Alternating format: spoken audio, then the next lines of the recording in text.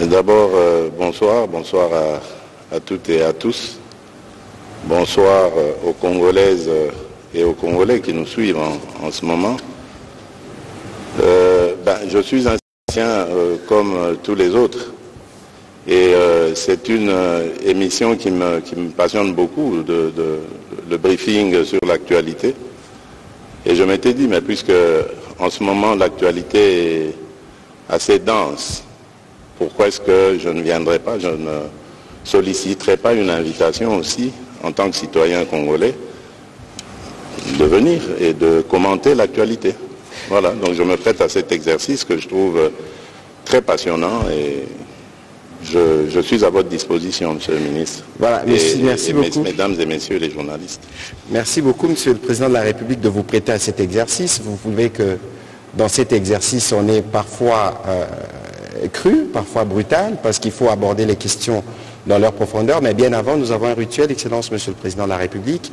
Vous revenez fraîchement d'Addis Abeba, qui était votre premier voyage en tant que président nouvellement investi. Il y a la situation de l'Est, mais il y a la situation économique. Le jour de votre investiture, vous avez annoncé 7 milliards pour les routes. Avant d'entrer dans les vifs du sujet, Monsieur le Président de la République, 32 jours après votre prise des fonctions, dans quel état êtes-vous? Je brûle assez d'impatience de pouvoir bien démarrer et donc d'avoir la stabilité de nos institutions. Vous savez que pour le moment, que ce soit pour le gouvernement ou pour les deux chambres, et même pour les assemblées provinciales, tout est en gestation. C'est normal, c'est la Constitution qui le veut ainsi. Je trouve que c'est beaucoup de temps qu'on fait perdre à la République. Il faudrait peut-être réfléchir sur des réformes à apporter pour que ce soit un peu plus rapide, limpide, et que l'on puisse très vite commencer le travail dès que les élections sont passées. Mais qu'à cela ne tienne, nous sommes très attentifs sur ce qui se passe et nous attendons impatiemment de pouvoir commencer. Donc je suis dans cet état d'esprit-là. Alors, nous allons commencer à entrer dans les vifs du sujet. Vous êtes ferme, déterminé, nous l'avons vu au cours de votre dernière participation au sommet d'Addis Abeba. Je pense que c'est par là que nous avons commencé notre série de questions avec M. Michel Moussé-Mediawe.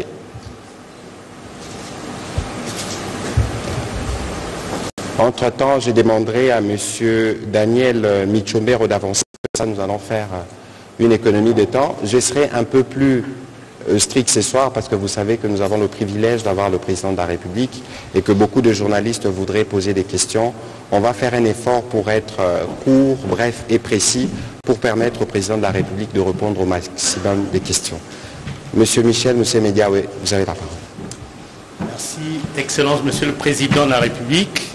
Quoique n'ayant pas été mandaté par nos confrères, je me permets de vous dire quand même merci pour l'honneur que vous nous faites. C'est un grand moment pour la presse congolaise. Ma question, c'est, on vous a vu à la 37e session ordinaire du sommet de l'OUA, de l'Union africaine, excusez-moi. Vous étiez là comme un général qui est allé au front.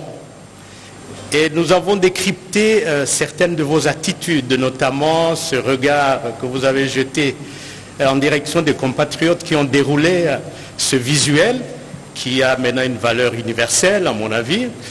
Deuxièmement, ce grand sourire qui a accompagné ce regard, cela nous a donné l'impression que vous êtes un général qui a gagné une bataille et qui a ramené des trophées. Ma question est de savoir quels sont les trophées que vous nous avez ramenés et combien en reste-t-il? Merci, Excellence, Monsieur le Président. Très bien, c'est une très bonne question. Oui, d'abord des trophées diplomatiques.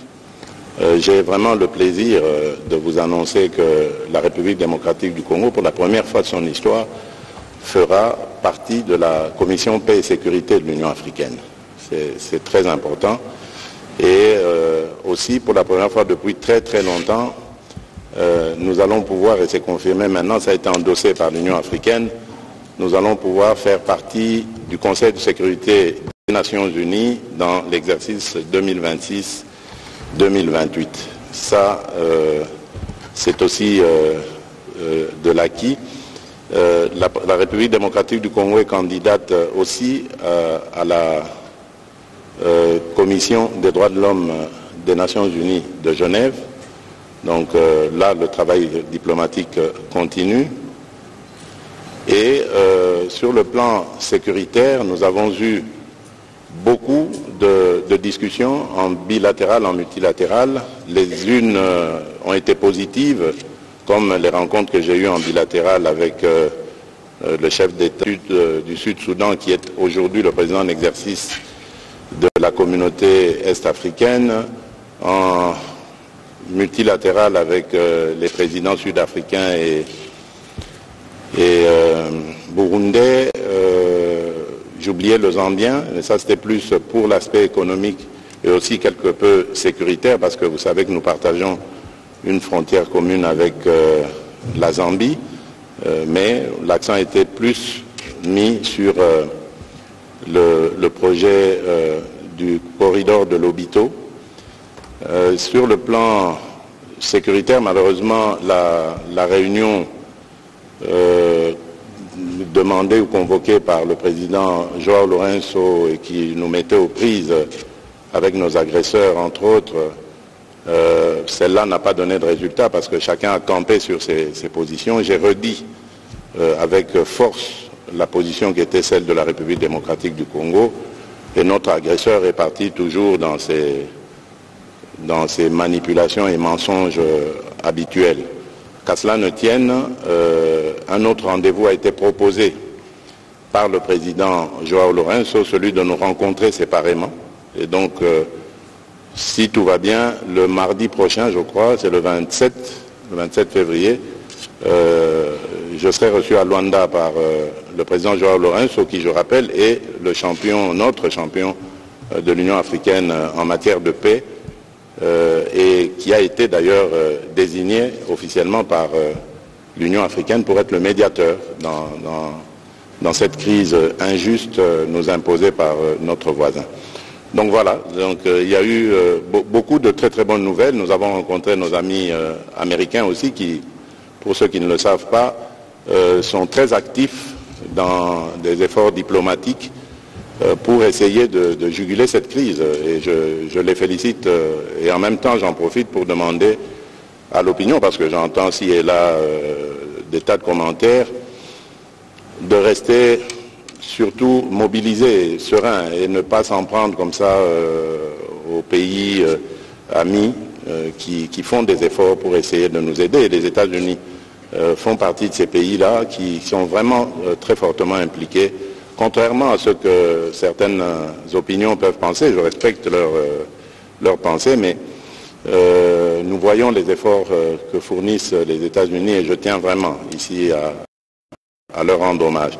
Aujourd'hui, d'ailleurs, grâce à ces positions, beaucoup d'autres pays ont avancé. J'en veux pour preuve la France, par exemple, qui a une dernière déclaration très intéressante et vous comparez ce changement de narratif entre la dernière visite du président Macron ici et ce qu'est la position française d'aujourd'hui. Donc, je ne crois pas que ce soit une très bonne idée de s'en prendre comme ça aux édifices des représentations diplomatiques des pays amis, ici représentés à Kinshasa. Mais oui, c'est légitime de faire des manifestations de colère, de comme c'est l'Union européenne. J'espère que nous en parlerons. On aura l'occasion justement de revenir sur ce sujet. Nous en parlerons. Donc voilà. Mais restez serein, calme. La maison est très bien gardée, la diplomatie est bien tenue, la victoire est certaine parce que nous sommes du bon côté des choses, de l'histoire. Nous n'avons fait de mal à personne, nous avons tendu la main à tout le monde, nos 9 voisins, nous avons eu la paix avec eux et surtout aller sur des projets économiques, des projets de développement plutôt que des pillages et massacres de nos ressources et de nos populations. Voilà donc ce que je peux dire. Une bonne intro en matière, Excellence Monsieur le Président de la République. On va prendre la question de Daniel Michombero qui nous vient de Goma. Merci. C'est un journaliste qui couvre l'actualité opérationnelle. Il est à Kinshasa pour quelques jours et nous...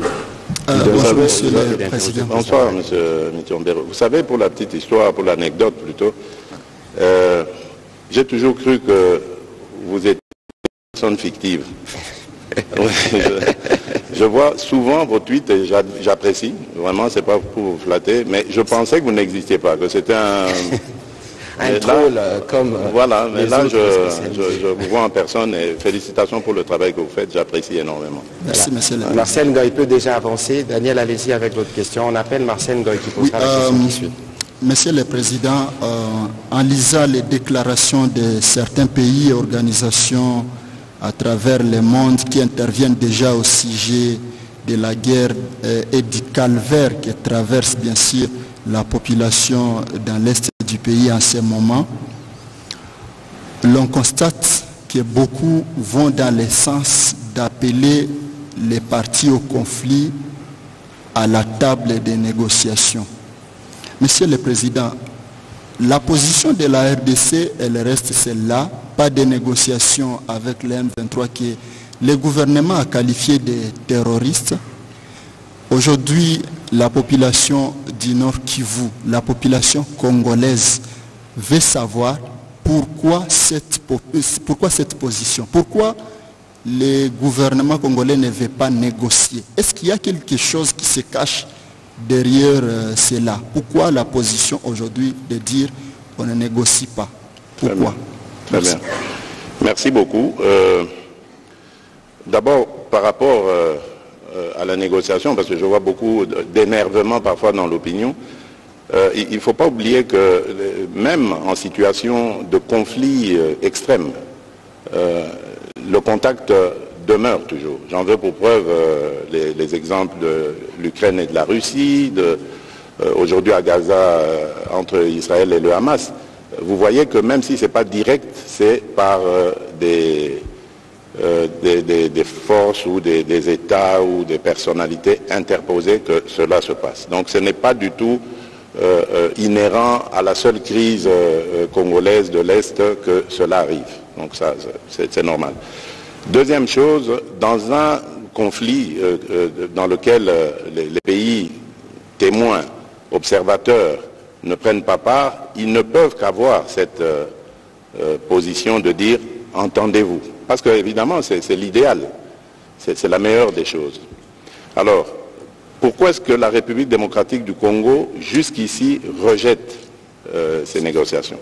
D'abord, parce que je vous fais un bref rappel, lorsque, au mois d'avril, je pense, si mes souvenirs sont bons, 2022, oui, ça devait être fin avril, à l'occasion de l'entrée officielle de la République démocratique du Congo dans la communauté d'Afrique de l'Est, après la cérémonie, nous avons eu une discussion entre 4 chefs d'État, celui qui nous recevait à l'époque, qui était aux affaires, le président Uhuru Kenyatta, et puis les 2 présidents rwandais et ougandais, ainsi que moi-même. Donc nous avons eu cette réunion où les grandes lignes ont été décidées, c'est-à-dire, je rappelle rapidement, qu'on devait mettre fin à l'activisme des groupes armés, tous, quels qu'ils soient, et on les avait catégorisés. Il y avait des groupes armés locaux, donc de Congolais, compatriotes, et puis il y avait des groupes armés étrangers, mais tous étaient actifs en République démocratique du Congo, et non seulement déstabiliser la région de l'Est du Congo, mais également les pays voisins. Et dans les groupes armés étrangers, on avait visé les FDLR pour le Rwanda et les Red Tabara pour le Burundi. Alors, pour cela, on a dit on mettait un contingent en place composé de forces de plusieurs pays, sauf le Rwanda, ça c'était sur l'insistance de la République démocratique du Congo, pour, dans un premier temps, tenter la dissuasion, donc en tendant la main. On avait demandé à tous les pays concernés de tendre la main à leurs activistes armés. Et la République démocratique du Congo avait été désignée comme devant montrer l'exemple. Ce que nous avions fait, je me rappelle, après je suis resté quelques jours à Nairobi pour attendre justement ces groupes armés, dont le M23, souvenez-vous, à l'époque. Malheureusement, pour des raisons techniques, je devais rentrer, ça ne se faisait pas assez rapidement, c'est la MONUSCO qui devait nous aider aussi, entre autres, à les faire venir.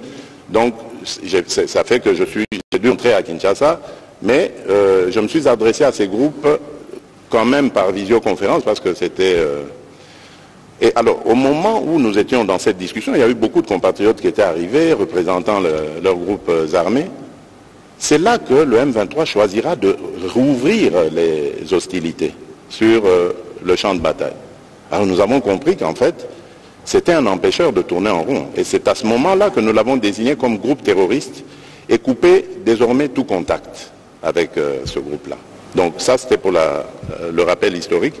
Et donc depuis lors, le Rwanda qui niait à ce moment-là l'évidence, parce qu'à plusieurs reprises, j'avais demandé au président Kagame de reconnaître si c'était vraiment lui qui était à la base de cette agression, il l'a nié, jusqu'au moment où on a commencé à faire des prisonniers rwandais, à trouver des preuves de l'implication du Rwanda et à avoir la preuve la plus officielle par les experts des Nations Unies qui établissaient aussi la présence de l'armée rwandaise sur notre sol. Et là, ils ont changé de narratif, ils ont commencé à nous accuser de soutenir les FDLR. Alors que je fais encore là un petit rappel rapide, en 2019, à 2 reprises, c'était d'ailleurs à l'initiative du défunt général, paix à son âme, Delphin Kayimbi, j'ai validé le retour sous l'égide des Nations Unies de 2 colonnes, à 2 reprises, c'était des colonnes importantes d'éléments FDLR avec leurs dépendants, donc femmes et enfants, qui sont retournés au Rwanda. Donc s'il y avait vraiment des gens qu'on ne pouvait pas soupçonner de soutenir les FDLR, c'est bien nous, parce qu'on a fait cet exercice-là. Et donc, je referme la parenthèse, mais malgré ça, le Rwanda a continué à réveiller ce M23, je dirais même pas réveiller, c'est caché derrière le M23. Et c'est ça la raison pour laquelle je ne discute pas avec le M23. Les négociations ou discussions, moi je préfère dire discussions, je les veux. Je les veux qu'avec le Rwanda, parce que c'est lui mon agresseur. Et je l'ai dit d'ailleurs dans la salle à Addis Abeba, à Paul Kagame lui-même, en disant c'est vous que je veux avoir de face à moi dans une discussion pour savoir et vous poser la question de savoir qu'est-ce que vous voulez à mon pays et à mon peuple. Pourquoi vous continuez indéfiniment de tuer mes compatriotes et de piller les ressources de mon pays. C'est tout ce que je veux comme thème du dialogue, parce qu'il n'y a rien d'autre. Je ne lui dois rien, il ne me doit rien. Mais il doit simplement m'expliquer pourquoi est-ce qu'il s'acharne à massacrer mes compatriotes de cette manière, injustement, depuis tant d'années, et pourquoi est-ce qu'il continue systématiquement à piller les ressources minières et autres, parce qu'on ne parle pas de l'agriculture, mais notre thé, notre café va aussi au Rwanda, et quand il arrive là-bas, il est estampillé Made in Rwanda, alors que c'est le produit du vol du sol congolais. Donc voilà, c'est ça qui justifie le fait que je ne veux pas de négociation avec cette coquille vide qu'on appelle le M23. Et d'ailleurs, j'en veux pour preuve le cas de l'Angola, poser la question au président angolais, qui m'avait donné cette autorisation d'entrer en contact avec le M23 parce qu'il savait que moi je ne voulais pas discuter avec eux. Je lui ai dit, président, faites-le, mais vous me donnerez raison, vous verrez très vite que ces gens sont des pantins du Rwanda. Ils ne continueront pas cette discussion parce qu'ils savent que vous allez découvrir que derrière ça, ce sont des Rwandais qu'il y a. Pas beaucoup. J'ai vu quelques Congolais irresponsables qui ont osé dire, oui, mais on a vu le M23, il n'y a que des Congolais là-dedans. Tant pis pour eux, l'histoire les jugera un jour. Mais je peux vous certifier que le M23 n'est pas congolais. Mais voilà pourquoi d'ailleurs ils refusent d'aller en cantonnement. Parce qu'ils savent que quand ils seront cantonnés, nous allons demander l'identification de tous ces gens. Tout à fait. Ces soi-disant combattants. Et nous découvrirons que ce sont des Rwandais et non des Congolais. On prend quelques aventuriers, on les place devant et on fait croire que c'est une revendication congolaise. Alors que nous sommes un pays démocratique, nous venons de sortir d'élections démocratiques comme il n'y en a jamais eu dans ce pays. Pas de coup de feu, pas de coupure d'Internet, pas d'exclusion de candidats qui qu'il soit. On est allé à des élections transparentes avec la participation ou l'observation de toutes sortes d'organisations internationales. Il n'y a pas mieux. Il n'y a pas mieux. Alors s'ils avaient des revendications à faire, c'est par le truchement des élections et non pas en prenant des armes. Voilà, on va continuer sur ce registre avec Marcel Ngoy. Entre-temps, j'ai vu que Madame Gaëlle demandait la parole. Peut-être qu'elle peut déjà avancer vers le micro aussi pour sa question. Je me demandais pourquoi il n'y a pas de dames, mais c'est très bien. Alors, elles sont là, elles sont dans la salle, elles prendront la parole au fur et à mesure. Monsieur Monsieur Marcel Ngoy. Au début de votre mandat, vous aviez effectué une tournée dans les 9 pays limitrophes. Très bien. Vous avez été à Kigali. Et lorsqu'il y a eu les funérailles de feu Etienne Tshisekedi, votre père, votre défunt père, nous avons vu venir Kagame à Kinshasa pour vous consoler. Et lorsqu'il y a eu éruption volcanique, je vous montrer qu'il demeurait un pays qui peut s'ouvrir au Congo en cas de catastrophe. C'est ça. Et donc, en tant que pays voisin, donc nous sommes obligés de vivre ensemble. Les deux pays, la RDC et le Rwanda, doivent vivre ensemble. Totalement d'accord. Et vers la frontière, vous aviez pris des photos qui ont semblé dire qu'il y avait même des accords qui auraient été signés à cette occasion-là entre vous et le président Kagame. Vous revenez tout fraîchement de Nairobi. À Nairobi, vous avez été très ferme sur la question qui concerne... À Addis Abeba plutôt. Vous avez été très ferme. Il n'y a pas eu de photos de famille, pas de poignées de main historiques, pas de rencontres directes. Le protocole s'est arrangé pour vous mettre éloigné. Et donc, on semble avoir vu entre les deux présidents une distance, mais aussi entre les deux pays. Maintenant, la question de savoir comment vider le prétexte, parce que finalement, les FDLR deviennent un prétexte qui sous-tend la vision expansionniste du Rwanda vers le territoire congolais. Et comment aussi vider le prétexte du président Kagame qui pense aujourd'hui défendre la cause de Tutsi congolais, le Banyamulenge, dont il prétend être aujourd'hui, il s'érige en défenseur acharné. Y a-t-il effectivement des accords signés à cette occasion lorsqu'il y avait eu éruption volcanique? Et où en sommes-nous avec les opérations militaires conjointes entre la RDC et l'Ouganda, dans la partie Nituri? Marcel, vous posez 3 questions. Oui. Excellence, Monsieur le Président. Notez-les-moi bien. Bon, d'abord, très vite, je vous dis, ce qui s'était passé au moment auquel vous faites allusion à Goma, ce n'était pas des accords, c'était un MOU. C'est en anglais, c'est une abréviation anglaise qui veut dire en français Mémorandum d'entente. Donc nous étions d'accord pour ouvrir des négociations afin d'arriver à un accord, justement pour éviter le pillage de l'or congolais. Donc exactement ce que vous entendez que nous avons fait aujourd'hui avec Primera Gold, cette coopération qu'on a faite avec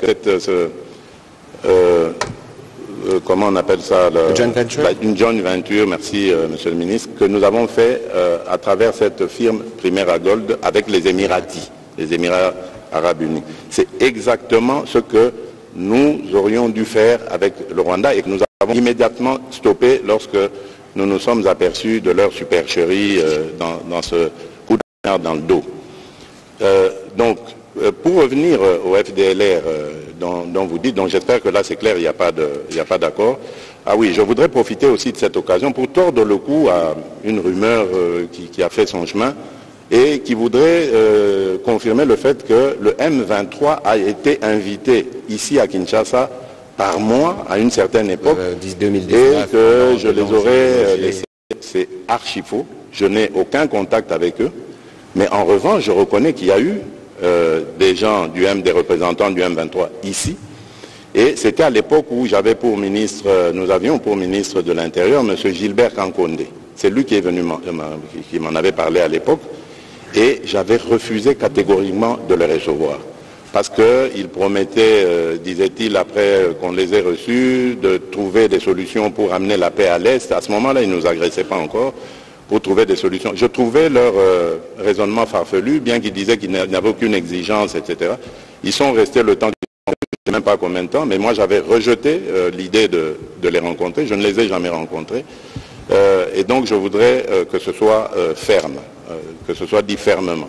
Donc ils ont peut-être rencontré le ministre de l'Intérieur pensant qu'il le faisait en mon nom, ce qui peut être normal, mais je tiens à dire ici qu'il les avait invités, si c'est lui ou c'est eux qui s'étaient invités, à mon insu. Je n'étais pas d'accord et lorsqu'on m'a proposé de les rencontrer, j'avais refusé cette idée.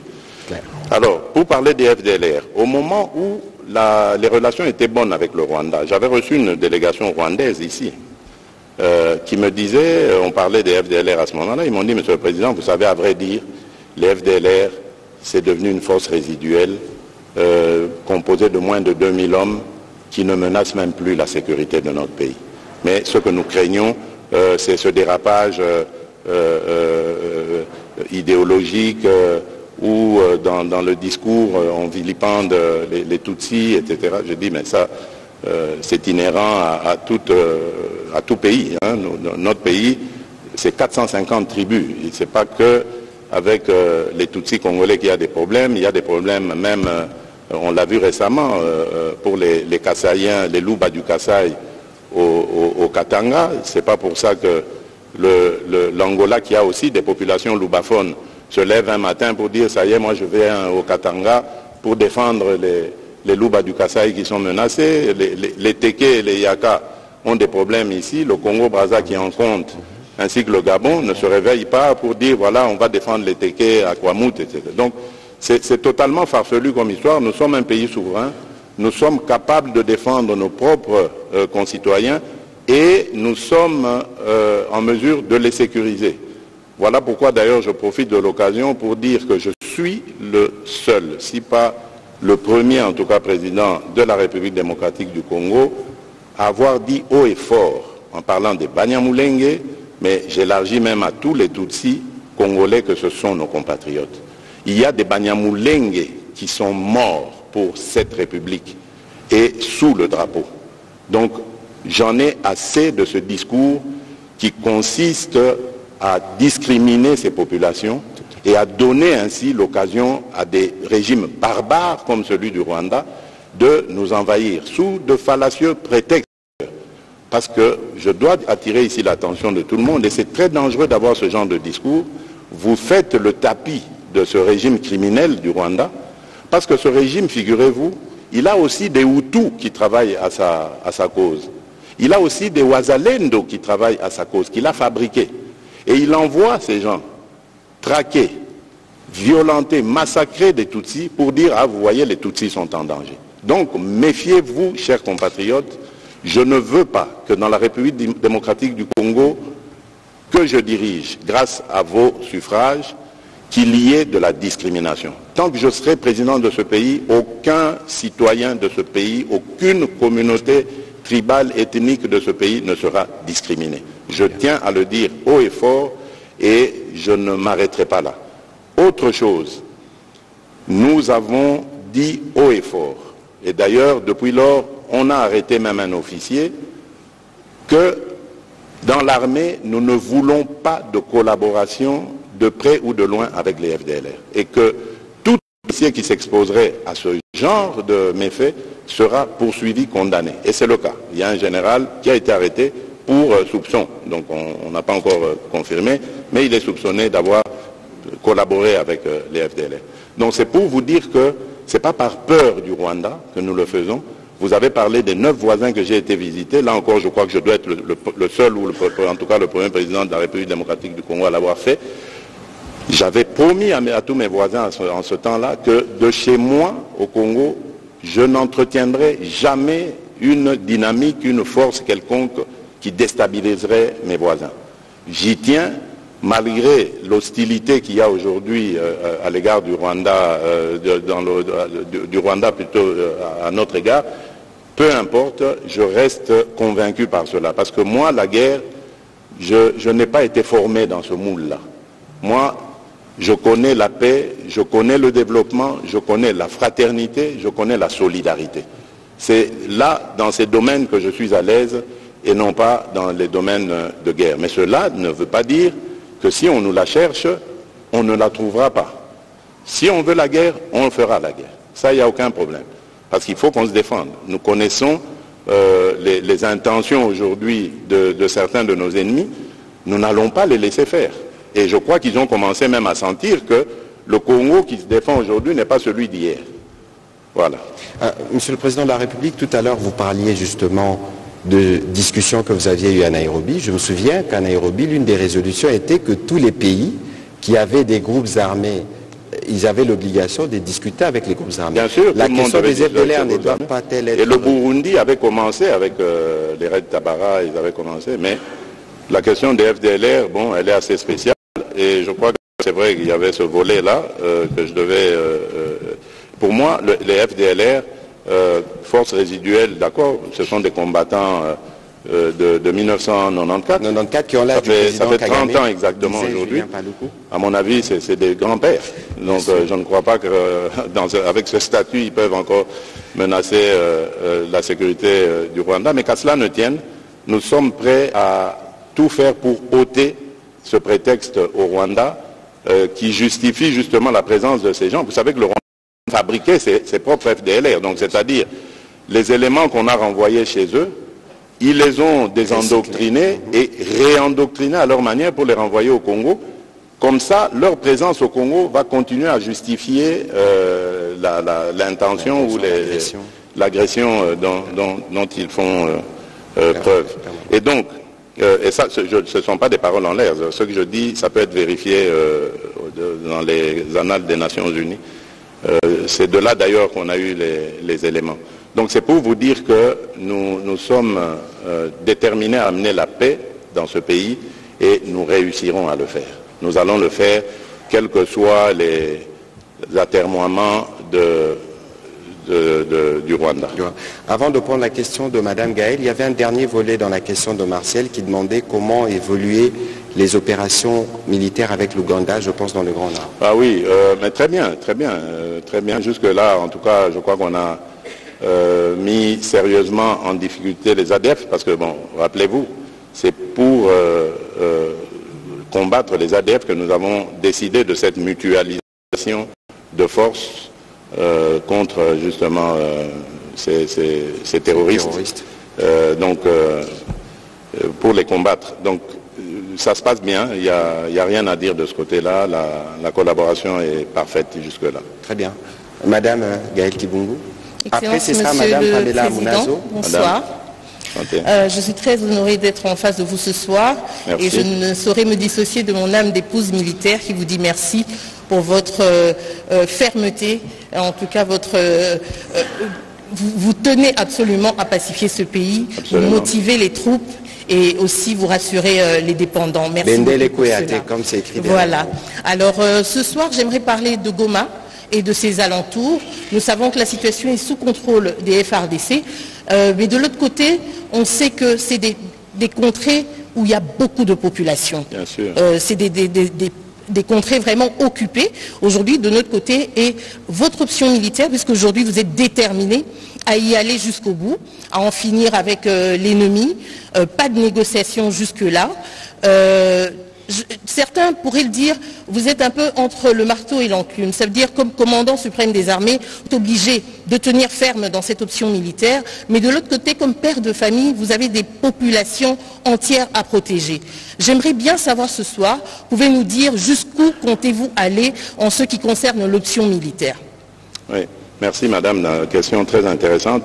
Je voudrais d'abord dire ici, à l'intention ou à l'attention plutôt de nos compatriotes sinistrés, déplacés de guerre, que l'État ne les a pas oubliés, le gouvernement ne les a pas oubliés, le président de la République ne les a pas oubliés.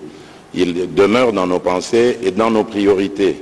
D'ailleurs, nous venons de décaisser récemment au gouvernement un montant en milliards de francs congolais pour justement leur assistance. Comme je l'ai dit, la priorité des priorités reste leur retour dans leur localité d'origine. Mais vous comprendrez qu'à ce stade, c'est très difficile de procéder à cet exercice parce que ces localités sont encore occupées. Alors j'ai entendu ci et là, surtout de la part d'opposants, oui, mais ça fait longtemps que Bunagana est occupé, ça fait ceci. Non. Vous savez, ce qui se passe aujourd'hui en République démocratique du Congo, ce sont des douleurs d'enfantement d'un nouveau Congo. Nous ne voulons pas qu'ils partent simplement géographiquement et puis ensuite on remet nos populations pour que demain ils reprennent les mêmes aventures. Nous voulons une paix définitive. Voilà pourquoi nous parlons de montée en puissance de notre armée, comme jamais il y en a eu. Nous avons dépensé déjà des milliards de dollars pour que cette armée arrive à ce niveau aujourd'hui. Ce n'est pas terminé, on va continuer ça. Parce que la meilleure manière, la meilleure attaque, comme on dit, c'est la défense. Donc nous devons avoir une force suffisamment dissuasive pour décourager des aventuriers comme Paul Kagame, par exemple, aujourd'hui, à l'avenir, de venir jouer en République démocratique du Congo. Voilà. Donc ça, c'est le premier objectif que nous visons. C'est pour ça que c'est très important de prendre le temps qu'il faut. Donc on ne va pas libérer Bunagana pour le libérer pour qu'après on retombe dans les mêmes travers. Ensuite, il faut parler, que les populations se parlent. Il faut sortir ces démons, mais une fois pour toutes, de la division. Parce que ce sont à cause justement de ces tensions interethniques, intercommunautés, qui font que le Rwanda a trouvé prétexte pour demeurer au Congo, déstabiliser la République démocratique du Congo et continuer le pillage de nos ressources. Parce qu'en fait, c'est ça la visée. Le Rwanda aujourd'hui s'est construit grâce aux ressources. N'ayons pas honte de le dire, c'est une vérité. C'est grâce aux ressources volées à la République démocratique du Congo. Ils n'ont aucune industrie, demandez-leur. D'ailleurs, j'ai vu une fois, on posait la question au président Kagame, il a été incapable, il parlait d'une société de montage de tablettes, de choses. Enfin, c'est pas avec ça que vous développez un pays. Donc, vous comprenez que c'est le fruit du pillage de nos ressources, tant minérales que agricoles. Et raison de plus encore pour vilipender, condamner cette attitude de l'Union européenne qui ose signer un MOU avec un receleur. Parce que c'est des produits volés à la République démocratique du Congo qu'il va vendre à l'Union européenne. Je me demande comment ils vont faire ça. On en parlera peut-être plus tard. Donc voilà ce que je peux vous dire. Je tiens vraiment à rassurer nos compatriotes. Nous ne l'avons pas oublié. Un jour, je leur fais cette promesse. Ils vont rentrer chez eux, mais alors là, pour une paix durable et définitive. Parce que c'est ce Congo-là que je veux, ce Congo qui va se tourner vers son développement. Et nous l'aurons, ce Congo. Vous pouvez me faire confiance. Voilà. Merci beaucoup, M. le Président de la République. On va enchaîner avec Pamela Amunazo. Je reviendrai à vous, Madame Élisée Odia, pour votre question. Après, on prendra celle de Madame Pamela, une petite précision tout à l'heure, lorsque le Président parlait des Hutus, des Wazalendo, il ne faut pas le sortir du contexte, parce que je vois quelques réactions. Il disait plutôt que le Rwanda a des faux Wazalendo qu'il utilise et il recycle les FDLR qui étaient déjà ici. Oui, j'ai dit, il a ces Wazalendo. Ces Wazalendo. Voilà, donc c'est-à-dire, pour semer la confusion, il en a pris, fabriqué, passé pour des Wazalendo, alors que ce sont des traîtres, des traîtres à la nation. Ils se déguisent en Wazalendo, alors que les Wazalendo sont de braves patriotes, guerriers redoutables, que la nation ne doit jamais oublier, parce que ces gens ont pris les armes de leur propre chef pour combattre l'envahisseur. Donc les Wazalendo sont des gens à honorer, à gratifier. Malheureusement, comme dans toute organisation, il y a toujours des esprits faibles qu'on prend, qu'on manipule, pour faire croire évidemment que l'état d'esprit des Wazalendo, c'est de massacrer les autres communautés. Ce n'est pas vrai. Ils veulent protéger leur pays et ils ont raison. Ils ont toute ma sympathie et tout. Et d'ailleurs, vous avez créé la réserve d'armée de la défense pour encadrer toutes ces forces. Madame Pamela Amunazo, allez-y avec votre question. Bonsoir, Monsieur le Président. Alors, le Conseil de sécurité des Nations Unies s'était réuni mardi dernier. C'était sur la situation sécuritaire en République démocratique du Congo. Concrètement, Monsieur le Président, par rapport, on va dire, aux décisions prises autour de cette rencontre, est-ce que vous êtes satisfait de cela ou plutôt inquiet? Et la deuxième chose, c'est de plus en plus, il y a des pressions qui sont exercées sur le Rwanda par la communauté internationale. Est-ce que vous pensez que ça va porter des fruits? Moi, je crois, et j'ai toujours dit d'ailleurs au secrétaire général des Nations Unies, à tous mes interlocuteurs, surtout ceux dont les pays sont membres du Conseil de sécurité, que notre satisfaction, nous l'aurons que lorsque il y aura des sanctions, que le Conseil de sécurité des Nations Unies décidera de prendre des sanctions contre le Rwanda. Parce que pour la même chose qu'a fait la Russie, il y a eu une pluie de sanctions. Pourquoi est-ce que dans le cas qui est similaire à celui de la Russie et de l'Ukraine, pourquoi est-ce que dans notre cas, il n'y a aucune sanction? Donc, tant qu'il n'y aura pas cela, tout ce qu'il y aura comme résolution, pour moi, sera, on va dire, peut mieux faire, comme mention. Sur les pressions exercées sur le Rwanda? Les pressions doivent continuer, c'est très bien, mais les pressions, lorsque elles ne sont pas entraînées de contraintes, ça risque de finir par lasser la personne ou l'institution qui est pressée, et finalement ça risque de ne pas donner de résultat. Donc je crois que pression, oui.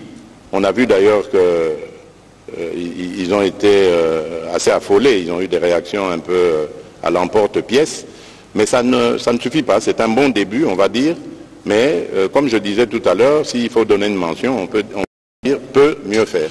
Et nous ne demandons que ça de la part de la communauté internationale, de faire davantage. Et ce serait justice pour les millions d'âmes congolais perdus. On va prendre la question de M. Willy Kalengai. Je vais demander à Mme Élisée Desprez d'avancer, comme ça elle posera la prochaine question avant qu'on ne continue avec les questions récoltées de ce côté. Monsieur Kalengai. Monsieur le Président, notre pays, la RDC n'est pas le seul pays au monde qui a des ressources naturelles. Il y a beaucoup de pays qui ont des ressources, mais malheureusement, chez nous, l'exploitation des ressources provoque la mort et la désolation. Nous en sommes à autour de 12 millions, c'est énorme. Vous venez de dire tout à l'heure que le Rwanda sert de receleur, et le président Kagame récemment a dit que, évidemment, le produit passe par le Rwanda et vont ailleurs. Voilà. Où est-ce que ces produits vont? Et c'est là ma question. Au début, on pouvait se dire que derrière le Rwanda, il y avait des multinationales, il y avait des groupes mafieux, il y avait toute la pègre mondiale qui s'accaparait de nos richesses. Mais quand nous avons suivi les MOU signés entre l'Union européenne et le Rwanda, nous nous sommes demandé si effectivement, derrière le Rwanda, il n'y avait pas des États, des vrais États, et qui nous envoyaient ainsi un message. Très bien. Alors, la question est celle-ci.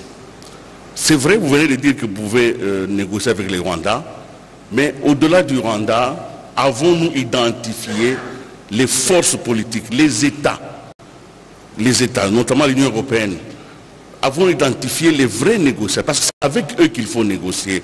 Pourquoi l'exploitation de nos ressources a donné la mort aux Congolais? Alors, la négociation pourrait être celle-là, la triptyque notamment. Comment exploiter les ressources naturelles du Congo en faisant prospérer le pays et en ayant la paix? Et ça, ce n'est pas avec les Rwandais qu'on peut négocier. À vous, les chefs de l'État, je demande, est-ce que vous avez envisagé de négocier avec les autres? Parce que les autres, quand nous suivons ce qu'ils disent, ils disent que le Congo n'a pas voulu respecter l'accord cadre d'Addis Abeba. C'est comme ça qu'on lui a remis les M23. Je ne sais pas où est-ce que vous allez tirer ces informations-là, de qui vous allez les tirer, mais je voudrais vous dire à propos de l'accord cadre, s'il y a vraiment un pays qui respecte les termes de l'accord cadre, c'est bien la République démocratique du Congo, car nous avons même désigné un coordonnateur comment on appelle ça là, le coordonnateur de suivi. De suivi, voilà, merci. Merci, le coordonnateur de suivi de l'accord cadre. Et nous sommes le seul pays parmi tous les signataires à avoir un coordonnateur. Donc quand on vient, par exemple, l'envoyé spécial du secrétaire des Nations Unies dans les Grands Lacs vient à Kinshasa, il voit ce coordonnateur, parce que c'est lui qui est chargé au niveau des Nations Unies de le faire. Donc, qu'est-ce qu'on n'a pas respecté? Je ne crois pas. Non, je ne pense pas. Je crois d'abord qu'il y a peut-être une responsabilité de la République démocratique du Congo. Je le disais tout à l'heure à votre consoeur. Nous devons nous montrer dissuasifs vis-à-vis des agresseurs. Parce que c'est vrai, il n'y a pas que la République démocratique du Congo, son sous-sol qui regorge d'autant de richesses, mais est-ce qu'ailleurs, il y a autant de perméabilité dans le système de défense de ces pays-là? Non. Est-ce qu'ailleurs, il y a autant de complicité interne? Parce que nos compatriotes aussi ont pris goût à ce trafic. Je ne crois pas. Est-ce qu'il y a autant de lois qui protègent les ressources naturelles de ces pays? Suffisamment de lois en tout cas pour ne pas permettre le trafic, etc. Donc nous devons faire aussi cet effort de réflexion sur nous-mêmes, mais en même temps le travail que nous avons déjà commencé et qui consiste à demander à tous ces pays et les multinationales auxquelles vous faites allusion, parce que moi je pense plutôt que ce sont des multinationales et non des États qui sont derrière ça. Nous ne savons pas les identifier, mais à travers les pays que nous contactons, parce que nous savons plus ou moins où logent ces multinationales, nous essayons de faire passer le message pour dire venez discuter avec le propriétaire et non pas avec le voleur, le receleur. Parce que d'ailleurs c'est condamnable. Hein, et d'ailleurs vous le lui avez quand dit vous achetez, je lui ai dit, ça c'est un receleur. Quand vous achetez le produit du recel, vous êtes vous-même coupable de vol. Vous êtes assimilé au voleur. Donc l'Union européenne, j'espère qu'elle ne va pas jouer ce jeu-là. Et l'Union européenne, ce sont des hauts fonctionnaires. Les États, et je peux vous rassurer, j'ai reçu déjà de la part de certains ambassadeurs de l'Union européenne ici des messages rassurants pour dire nous avons tenté de tout faire pour empêcher cette signature et nos pays ne sont pas d'accord avec ce qui s'est passé. Et quant à nous, République démocratique du Congo, nous n'allons pas nous arrêter là. Nous allons user de toutes les voies diplomatiques et y compris judiciaires pour empêcher, faire annuler ce MOU qui a été signé. C'est peut-être un MOU, me dira-t-on, mais c'est déjà un mauvais début qui indique que l'Union européenne est très mal engagée parce que c'est comme si elle nous faisait la guerre par procuration. Et ce genre d'encouragement, moi j'appelle ça encouragement donné aux voleurs, c'est un encouragement qui est très dangereux pour la paix dans la région. Ça ne devrait pas se passer comme ça. Merci. Merci, Excellence, Monsieur le Président de la République. On va prendre la question d'Élysée Odia. Et d'ailleurs, sur ces points précisément, le ministre des Affaires étrangères, sous votre instruction, a réagi fermement contre cette attitude ambiguë de l'Union européenne. Madame Élysée Odia, allez-y pour votre question. Voilà. Bonjour Monsieur le Président. Merci à Excellence honorable Patrick Mouyaya pour la parole accordée. Monsieur le Président, je reviens sur les propos tenus en marge du sommet d'Addis Abeba. Et là, je veux revenir sur un propos relayé notamment par le tweet du ministre Mouyaya où vous avez dit « Je veux la paix, mais pas à n'importe quel prix ». Pas au prix de l'humiliation. C'est que j'ai vu, c'était pas à n'importe quel prix. Alors c'était ma question, c'est de savoir, estimez-vous que la paix a un prix? Et si oui, vous l'estimez à combien ce prix par rapport à la paix? Et enfin, peut-être par rapport à l'actualité également, vous êtes en face, comme je l'ai dit tout au début, d'un honorable Excellence doublement élu. Ça vous dérange pas d'avoir violé la Constitution? Moi, je savais que cette question reviendrait, mais bon, le Président aura l'occasion d'y répondre. Merci Madame, j'y répondrai. J'avais parlé de la paix, pas au prix de l'humiliation. Vous savez, à n'importe quel prix, au prix de l'humiliation, c'est pareil. N'importe quel prix, c'est ça, l'humiliation. Donc je veux la paix, une paix véritable et une paix durable. Comme je l'ai dit, je ne veux pas de paix factice dans laquelle on humilie la République démocratique du Congo comme on l'avait humilié en 2013 avec ces mêmes pantins du M23 qui ont fait concéder à la République des choses mais scandaleuses. Je ne sais pas si vous avez vu cet accord signé en 2013 à Kampala, je pense, avec le M23. C'est ça l'humiliation à laquelle je faisais allusion. Et je viens de dire ici que le M23, c'était une coquille vide. On a pris quelques aventuriers congolais qu'on a mis devant, on leur fait parler Lingala ou des choses comme ça, on attribue des noms congolais pour dire, voilà, vous voyez, ce sont vos propres compatriotes. Mais ceux qui se battent derrière eux, ce sont les Rwandais des RDF. Voilà pourquoi ils refusent d'aller en cantonnement. Parce que quand ils iront en cantonnement, ils ont bloqué l'accès au camp de Rumangabo, alors que la République démocratique du Congo s'était acquittée de sa charge dans le plan de paix, d'équiper, de préparer les choses pour que les compatriotes, soi-disant compatriotes qui sont en train de se révolter, viennent et aillent dans le programme PDDRCS. Ils ne sont jamais venus, ils ont même bloqué l'accès, et le ministre, le VPM Jean-Pierre Bemba l'avait suffisamment dénoncé dans tous les forats auxquels il a participé, toutes ces conférences régionales. Bon, donc c'est vous dire que de ce côté-là, c'est plus que certain que nous voulons la paix véritable, une paix vraie et durable, pas une paix factice. Ça, j'insiste. Alors, vous avez fait allusion à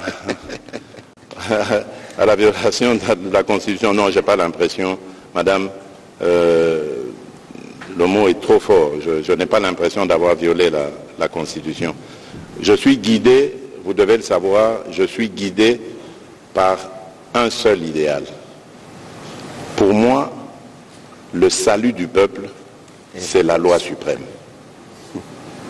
Pour moi.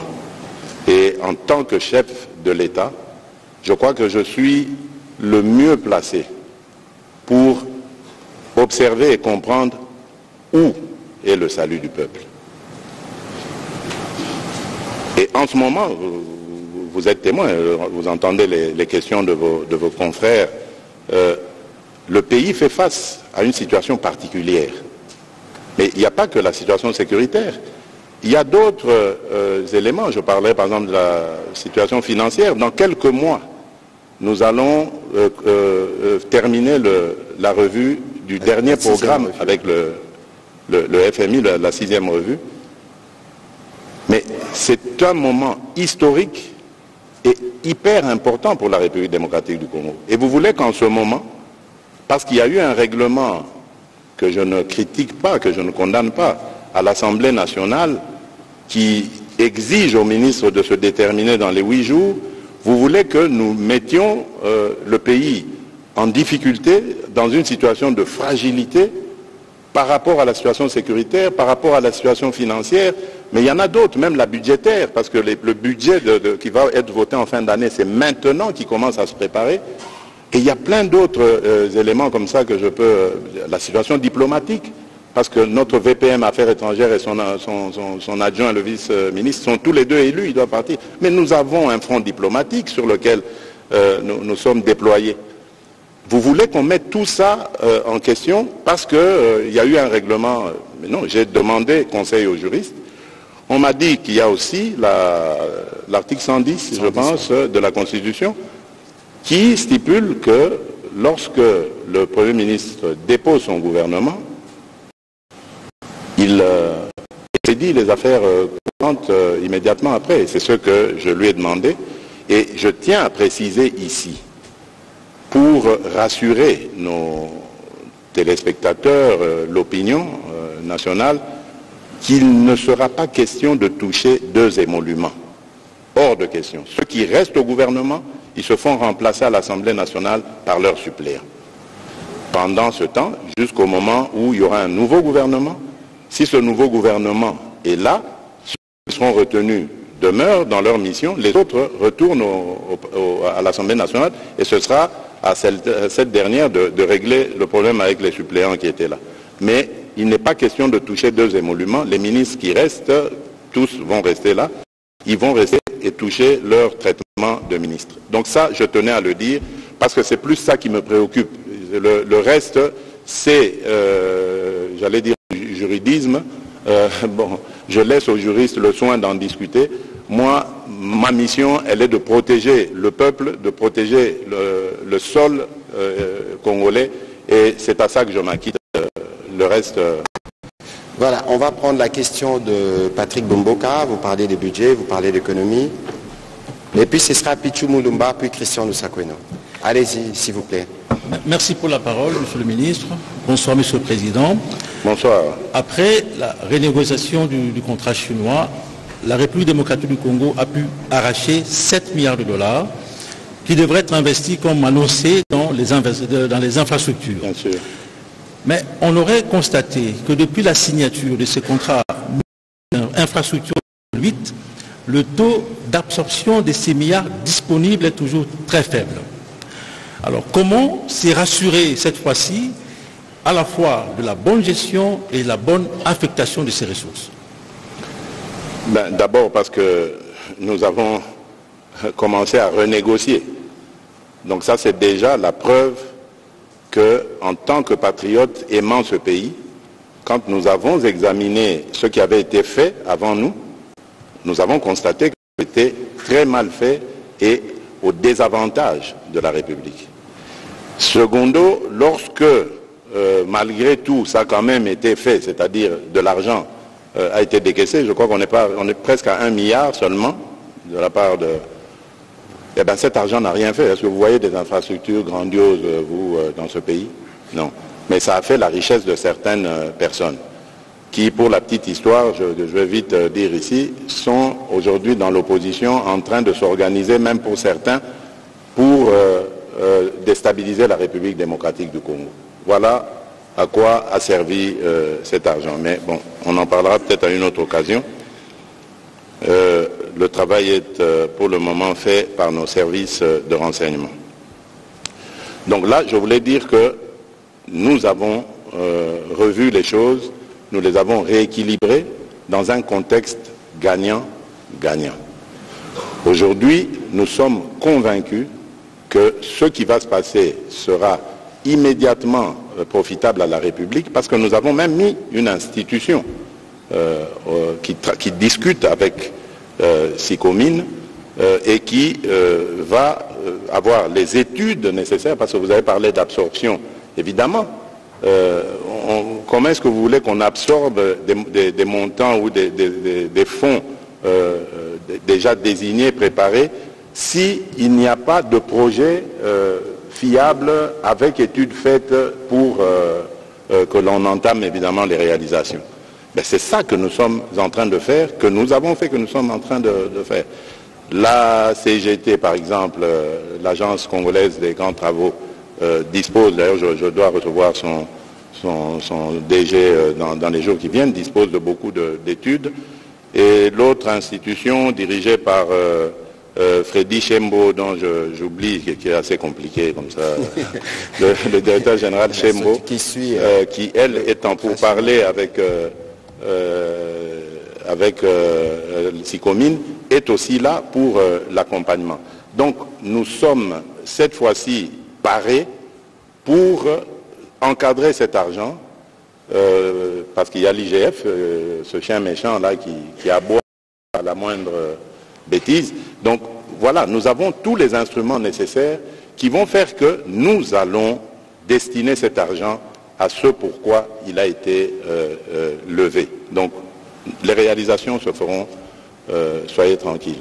Et c'est dans les mêmes esprits, Excellence Monsieur le Président de la République, qu'on a pu obtenir 2 milliards, je pense, du contrat des TFM dans les différentes discussions qui étaient en cours, qui viendront en appui. Ça, c'est toujours dans le cadre de la revisitation, si je puis l'appeler ainsi, de tous ces contrats qui ont été faits un peu à la légère à l'époque, sans tenir compte de l'intérêt de notre pays. Et là, nous voulons et nous avons refait les choses autrement et elles vont se passer effectivement autrement. Voilà, on va prendre la question de monsieur.